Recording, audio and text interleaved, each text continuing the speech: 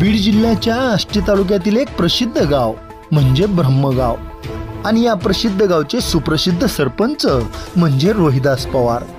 या भागाचे लोकनेते आमदार सुरेशांना धस यांचे ते खंदे समर्थक आहेत। अत्यंत गरीब अशा कुटुंबामध्ये जन्मलेले हे रोहिदास पवार मोठ्या आर्थिक संकटामधून संघर्ष करत करत लहानाचे मोठे झालेले आहेत। पश्चिम महाराष्ट्रामध्ये त्यांनी अनेक वर्ष ऊस तोडलेला आहे। त्यानंतर मग त्यांनी स्वतःचा उद्योग चालू केला आणि पाहता पाहता ते यशाच्या शिखरावर पोहोचले। त्यांनी त्यांच्या मुलांनाही चांगले शिकवले। त्यांचा मुलगाही डॉक्टर झालेला आहे। लोकांच्या मदतीला धावून जाण्याचा त्यांचा स्वभाव आहे, म्हणून गावाने त्यांना सरपंच केलेला आहे। धसांनांचे ते विश्वासू सरपंच आहेत। म्हणून अशा या यशस्वी कर्तबगार आणि लोकांसाठी सदैव तत्पर असणाऱ्या रोहिदास पवार यांच्या आजवरच्या जीवनकार्यावर प्रकाश टाकण्याकरिता त्यांच्याशी आमचे मुलाखतकार संतोष रोकडे यांनी साधलेला हा विशेष संवाद पहा न्यूज 1 महाराष्ट्र वाहिनीवर। माझं नाव रोहिदास लक्ष्मण पवार, सरपंच ब्रह्मगाव, तालुका आष्टी, जिल्हा बीड। माझा व्यवसाय आहे दूधधंदा, शेती आणि गावाबदली मला सांगायचं झालं तर पूर्ण गावामध्ये जी मी कामं करायचे ठरवले तर जे काय मी समजा त्याच्यामध्ये दिले होते जाहीरनाम्यामध्ये, त्याच्यापैकी अर्धे कामं तर मी पुढे झाले। मला पुलाचं काम होतं, मशानभूमीची अडचण, तुम्हाला सांगतो परत अंगणवाडी, शाळा, म्हणजे काम एकूण सुरू आहेत नाही का? हो, एकंदर सुरू येतं। काय करतो तुमचा, म्हणजे तुमची मुलं काय करतात? माझा मुलगा एकच आहे, मला एक मुलगी एक मुलगा। मुलगा डॉक्टर झाला आहे, MBBS आहे डॉक्टर आहे आणि PGची आपली तयारी चालू आहे। उद्योग आणि ग्रामपंचायत याच्या व्यतिरिक्त समाजसेवा तुमची खूप मोठी आहे। हो, समाजसेवा काय करता नेमकी समाजसेवा? समाजसेवा काय नाही, एक आपल्याला 10-12 वर्ष झालं दुधाचा धंदा व्यवसाय माझा चालू आहे। 10-12 वर्षामध्ये जे काही लोकांच्या अडचणीला सामोरं जावं लागते किंवा कोणाची अडचणी आता, कोणाचं दुखणं आहे, कोणाची आर्थिक अडचणी आहे किंवा लग्नाची अडचणी आहे, ह्या अडचणी आपण सोडायचे प्रयत्न करतो। मुलाखतीच्या माध्यमातून आजवर अनेक चांगल्या लोकांना आम्ही आपल्यासमोर घेऊन आलेलो आहोत। माणूस चांगला कधी होतो असं म्हणतात की पहिल्यांदा गाव सहन करावं लागतात दगडाला सुद्धा, तेव्हा देव पण येतो। विनाकारण कोणी कोणाच्या पाया पडत नाही, बिलकुल। चमत्कार दाखवला तरच नमस्कार आहे, बरोबर। आणि मग हा चमत्कार दाखवायचा कसा, तर त्यासाठी कष्ट हेच भांडवल असतं। आज मुलाखतीच्या माध्यमातून आष्टी तालुक्यातील एक प्रसिद्ध गाव ब्रह्मगाव, गावाचं नावही वेगळं आहे। ब्रह्मनाथाच्या नावावरनं ब्रह्मगाव हे नाव पडलं आणि या नगरीचं प्रथम नागरिक, या नगरीचे सरपंच रोहिदासजी पवार आपल्यासमोर आहेत। सरपंच आहेत म्हणून ही मुलाखत नाही, तर एक व्यक्ती चांगली आहे म्हणून मुलाखत आहे। रोहिदासजी, मुलाखतनामा या कार्यक्रमात तुमचं स्वागत। सुरुवात करूयात तिथून। आज गावचे सरपंच आहात, आज प्रथम नागरिक आहात आणि या गावासाठी एक आदर्शसुद्धा आहात। माजी मंत्री आणि विद्यमान विधान परिषदेचे आमदार सुरेशांना धस साहेब यांचे जवळचे आणि विश्वाससुद्धा आहात, समर्थक आहात। साहेब, मला विचारावं वाटतं की पहिल्यांदा गावापासून सुरुवात करूया। ब्रह्मगाव या गावाबद्दल काय सांगाल? म्हणजे या गावाचं नाव कसं पडलं, गावची लोकसंख्या, गावातले सण उत्सव असतील किंवा एकूणच गावची ओळख? रोहिदास लक्ष्मण पवार, सरपंच ब्रह्मगाव, तालुका आष्टी, जिल्हा बीड। ब्रह्मगाव हे नाव पडलं, ब्रह्मगाव म्हणजे ब्रह्मनाथाचं एक मंदिर आहे आमच्या इथं। अच्छा, त्यापासून ब्रह्मगाव हे नाव पडलं। या गावातील जे नागरिक आहेत, ग्रामस्थ, यांचा प्रमुख उद्योग काय नेमका? म्हणजे प्रमुख उद्योग हे पहिला ऊस तोडणी काम करतो, पण काही कालावधाने इथं एक आम्हाला तलाव झाला मोठा। तलाव झाल्यानंतर असे लोक पाण्याचं सोर्स झाल्यामुळं मग दुधाकडे वळले। दुधाचा व्यवसाय आमच्या इथं खूप मोठ्या प्रमाणात। कधी काळी ऊसतोड कामगाराचं गाव होतं हे, हो, नाही का? आणि आता अगदी दुग्ध व्यवसायधारकांचं गाव आहे, आता प्रगतशील शेतकऱ्यांचं गाव आहे, शेतकऱ्यांचं। तर हा चमत्कार झाला कसा नेमका? हे चमत्कार असं झाला की 72ला तलाव झाला। अच्छा, 72ला तलाव झाला आणि दुधाला बऱ्यापैकी वळण असं पडलं। गावामध्ये पहिली एकच डेअरी होती, त्यानंतर मी एक दूध डेअरी चालू केली बारामतीहून आपलं सह्याद्री ॲग्रोचा संघ आणला. सह्याद्री ॲग्रोचा संघ आणला, लोकांना वळण पडलं. हळूहळू दुधात 2 पैसे चांगले भेटायला लागले. खिशामध्ये पैसा असला की अक्कल चलते असं म्हणतात नाही का? आणि पैसा नसेल तर अक्कल गुंग होते. कधी काळी रोहिदाजी तुम्ही ऊसतोडलेला आहे, ऊसतोड कामगार होतात, तर ते दिवस सांगा मला. ते कष्टाचे जे दिवस होते तुमचे ते सांगा मला. तर मी 92 पर्यंत ऊस तोडला. कधीपासून? तर साधारणतः 92 एक 10-12 वर्षाच्या आधी काळ, म्हणजे 80 पासून म्हणायचं. 10-12 वर्ष हे ऊसतोड कामगार म्हणून तुमची ओळख होती खरं तर. ऊस तोड कामगार. कसे ते दिवस होते, काय नाही कष्ट लय होते? खूप हालातीची परिस्थिती होती. 7 भाऊ आम्ही. अच्छा. 2 बैलगाड्या कारखान्याला जायचो आम्ही. प्रवारा लोणी, अच्छा. विखे पाटलाचा कारखाना, तिथं जात होतो ऊस तोडायला. 2 बैलगाड्या घेऊन आम्ही भाऊ बारीक असताना ऊस तोडायला जायचो. तर त्याच्यापासून आम्हाला एकंदरी 30 गुंठे जमीन होती 7 भावामध्ये. आमच्या आईवडिलांनी लहानाचे मोठे करून आपलं ऊस तोडायला सुरुवात झाली.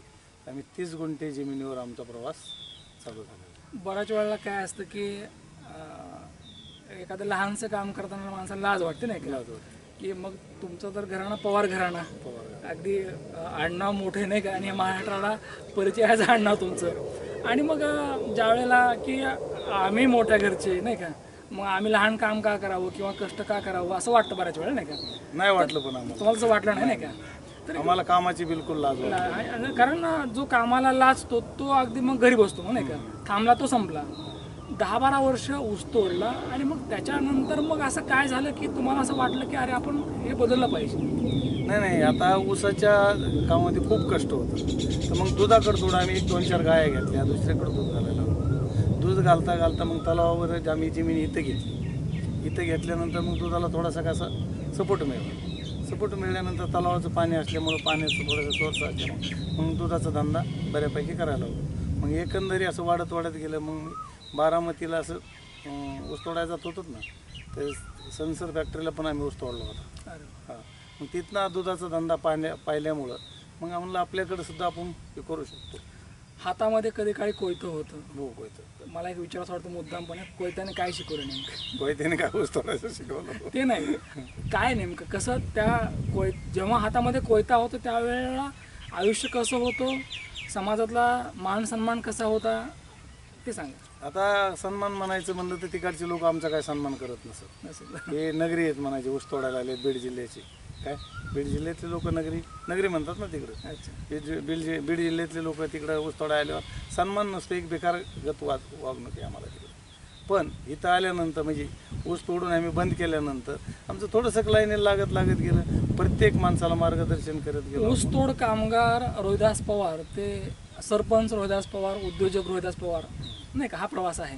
तर कसं आयुष्य बदलत गेलं ते सांगा मला. असं बदलत गेलं की परिस्थिती तर खूप हालाकीची होती. त्यानंतर ऊस तोडायचा बंद झाला.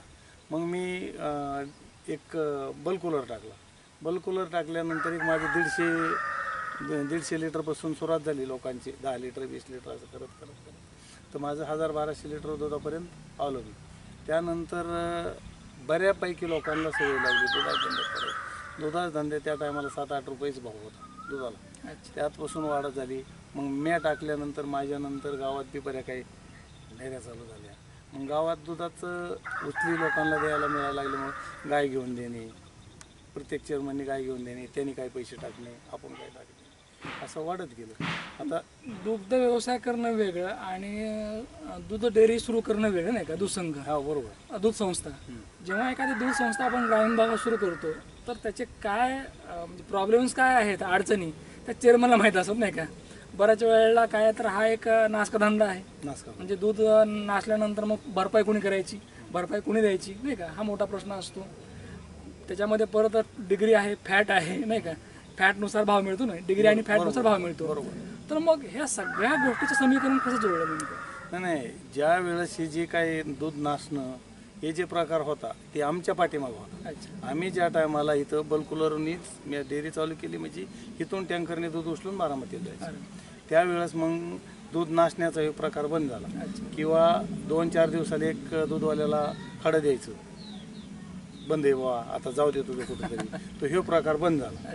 मग हे प्रकार बंद झाल्यानंतर 2 पैसे दूधवाल्याला मिळायला लागले. मग दूधधारक साधारणतः आमच्याकडे हे दुधाकडे वळला. म्हणजे तुम्ही एका स्मार्ट जो उद्योग त्याला म्हणतो स्मार्ट उद्योग त्याकडे वळलात खरं तर, म्हणजे दूध नासण्यावर हा प्रकार नाहीच. बिलकुल नाही. अच्छा. आणि पूर्ण लोकांना बँकेत पेमेंट जात असल्यामुळं त्या लोकांना की विश्वास बसला. दुधाचा धंदा हे खरंच चांगला आहे. किती लिटर पासून सुरुवात केली आणि आज किती लिटर आहे? माझे दुधाची 150 लिटर पासून सुरुवात झाली. आज किती आहे? आज आता 1,500 लिटर दूध. काय वाटतं नेमकं आज? मला असं वाटतं की बऱ्याच वेळा काय होतं की आपण दूध डेअरी सुरू करतो, संस्था सुरू करतो आणि मग ते बऱ्याच वेळेला तोट्यामध्ये जातं नाही का. म्हणजे बऱ्याच तरुण लोकांचा हा अनुभव आहे आणि मग ते बंद पण केलं असतं. मग तुम्हाला तुमच्यामध्ये जी प्रगती झाली म्हणजे नेमकं कुठल्या गोष्टीचं पथ्य पाळलं की ज्या कारणाने तुम्हाला 150 पासून ते अगदी 1,500 पर्यंत येत आलं? असं मी फक्त एकच पथ्य पाळलं की महिन्यामध्ये 10च लिटर दूध वाढलं पाहिजे शेतकऱ्याचं. 10 लिटर जरी वाढलं, 10 लोक येतील, 11वा जरी एक माणूस आला आपल्याला एक महिन्यानंतर एकच वाढीला 2 वाढिले 3 वाढिले अशी घाई गडबड कधी केली नाही आणि कुणाचेही 2 रुपये कधी ठेवले नाही. म्हणजे अति काही संकटात नाही. हां बिलकुल काही केलीच नाही. नाही, अगदी कासवाच्या गतीने चाललं. आणि लोकांना पण ज्यांना असा विश्वास पटला की ह्या डेअरीवर दूध घातल्यावर एकही रुपया आपला बुडणार नाही. एक 10 दिवसाला पेमेंट व्हायचं. ते सह्याद्री ॲग्रोची डेअरी होती आपल्याकडे, त्याचे पण आता पण एकही रुपया कधी बुडणार नाही आणि एकही रुपयाचा लॉस होणार नाही. असं धंदा कंटिन्यू चालू राहील. दूध संस्थेच्या माध्यमातून या उद्योगाच्या माध्यमातून रोहिदास पवार किंवा पवार कुटुंब तुमचं जे आहे ते एक चांगली ओळख तुम्ही निर्माण केली नाही का? लोकांचा विश्वास निर्माण केला. आणि मला असं वाटतं की विश्वास तोडणे आणि निर्माण करणे त्याचं मुख्य कारण म्हणजे पैसा आहे. म्हणजे आर्थिक व्यवहार. आर्थिक व्यवहार चांगला केला तर निश्चितपणे लोक जोडल्या जातात खरं तर. मग हे सगळं अगदी सुरळीत सुरू असताना मग राजकारणामध्ये कसे दाखल झाला? राजकारणामध्ये असं दाखल झालं की माझ्याकडे 40-50 लोक यायचं दूध घालायला. पुढं वाढत गेले 60-70 लोक झाले. 60-70 लोक झाले तर मग मी सामाजिक कार्य चांगल्यापैकी करत राहिलो. तर कुणाचं दुखणं आहे, कुणाला आर्थिक मदत आहे किंवा कुठं लग्नाला जाणं, कुठं जमाव्या जाणं, हे जे असं माझा प्रवास वाढत गेला. जोडून या धन उत्तम व्यवहार आहे. हो. आपला धन तर जोडायचा आपल्याला, पण व्यवहार उत्तम पाहिजे. आणि व्यवहार उत्तम करत असताना ज्या ठिकाणी उत्तम चारित्र्य ठेवलं, लोकांना लक्षात आलं की अरे व्यक्ती चांगली भाऊ नाही का. कारण आपण किती जरी चांगलं म्हटलं तर लोकांनी चांगलं म्हणलं पाहिजे. आणि आज मीडियाच्या माध्यमातून मी एक मुलाखत कर तुम्हाला चांगलं म्हणत आहे. मला असं वाटतं की आयुष्यात कमवायचं काय असतं नेमकं, तर नाव कमवायचं नाही का. मग ज्या वेळेला लोकांनी आग्रह केला की साहेब लढा नाही का, तर लढणं सोपं होतं का अवघड होतं? नाही, माझ्यासाठी एकदम सोपं झालं. पाठीमागे एकदा मी उपसरपंच झालो म्हणजे 2012 ते 2017. म्हणजे तो अनुभव आहे खरं. हो, मला तो पण अनुभव होता. आणि माझी अशी इच्छा होती की मी जे काम हाताशी धरलं ती मला अभ्यास कशामध्ये आलेलं नाही. तर माझं आजही आणखी एक असं काम चांगलं झालं की मी ही डेअरीचं व्यवसाय चालू केल्यामुळं मला एकच मुलगा आणि एकच मुलगी. हां, तर म्हणजे पहिल्यापासून कुठलीही गोष्ट हातात धरली ते सोनं करायचं. हो, सोनं, मातीचं सोनं झालं. ते असं म्हणतात बघा, लात मारायचं ते पाणी काढणं. हो, तर मग मी या माध्यमातून माझा मुलगा मी शिकायला प्रवारानगरला टाकायचा. तर मी शिकलेलो नसल्यामुळं मला असं वाटायचं की मुलाला काहीतरी अधिकारी करावा, काहीतरी नोकरी लावा, काहीतरी मोठा व्यवसाय करावा किंवा अधिकारी करावा. तर मी प्रवाराला मुलाला पाठवलं शिकायला. पहिलीपासनं आपले 5वीपासनं जी बाहेर मुलाला शिकायला पाठवलं.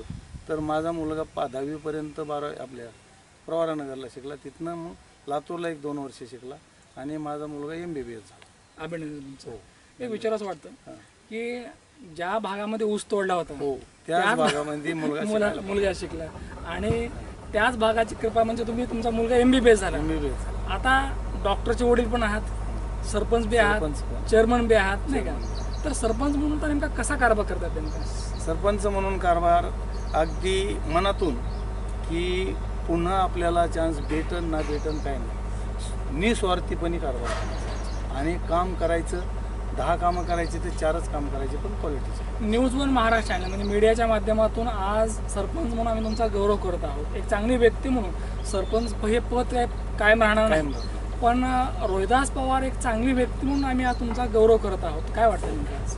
नाही, मला आनंद. पुढं आणखी काय करण्याची इच्छा गावासाठी? गावासाठी भरपूर काय करायचे. भरपूर काय म्हणजे जे काय होईल परत मला कधी असं वाटलं नाही पाहिजे की ही काम आपल्याकडून मागं राहील. ते करत राहायचं. हो, करत राहायचं. आश्वासन दिलेले त्यातले निम्मे माननीय कामं आमदार महोदय सुरेशांना दस साहेब यांच्या माध्यमातून काम सुरू आहे. ज्या अण्णाकडे मागायला गेलं की अगदी मला कोणत्याच कामाला नाही म्हणत. जे काम मागायला गेले ते काम देतात. फक्त समाजासाठी मागायचं, वैयक्तिक काम मागायला जायचं नाही. गावाचं नाव ब्रह्मगाव आहे, पण तुमच्याकरता ब्रह्म विष्णू महेश अण्णाच. पाहिले आपण की सन्माननीय आमदार महोदय सुरेश अण्णा धस साहेब यांचे कार्यकर्ते असलेले रोहिदासजी पवार ब्रह्मगाव या गावासाठी जेवढं काही करता येईल, कारण मला काही नको, मला काय पण गरज नाही. गावकरी आणि या गावासाठी जे जे काही आपल्याला आणता येईल तेवढं अण्णांच्या माध्यमातून आणणे आणि गावचा विकास करणे, की परत आपल्या मनामध्ये काही असे रुकरुक राहू नये की राहिलं म्हणून, नाही का. परत आपल्याला संधी मिळेल अगर न मिळेल, परंतु एक आहे साहेब की चांगलं काम केल्यानंतर एकदा नाही वारंवार संधी मिळते, नाही का. निश्चितपणे या ठिकाणी रोहिदासजी पवार पाहिलं आपण की ज्याचं मन चांगलं असतं ना त्याच्या आयुष्यामध्ये सगळं चांगलंच होतं. कधी काळी ऊसतोड कामगार होते, शिक्षण मला म्हणाल अत्यंत अल्प शिक्षण, परंतु मुलाला मोठ्या जिद्दीने या ठिकाणी MBBS केलं त्यांनी. आज त्यांचा मुलगा डॉक्टर आहे, स्वतः ते उद्योजक आहेत, सरपंच आहेत. मला असं वाटतं की या आयुष्यामध्ये नेमकं पाहिजे नेमकं काय माणसाला, तर चांगलं कर्म करा, चांगलंच होईल. अत्यंत चांगली व्यक्ती, कर्मयोगी व्यक्ती म्हणजे या ठिकाणी रोहिदासजी पवार. निश्चितपणे कर्मयोगी, चारित्र्यसंपन्न, गुणी सरपंच महोदय रोहिदासजी पवार साहेब यांच्या साधला संवाद घेतलेली मुलाखत प्रेक्षकांना आवडली असेल. परत भेटूया पुढच्या मुलाखतीमध्ये. तोपर्यंत पाहत राहा न्यूज वन महाराष्ट्र चॅनल. धन्यवाद.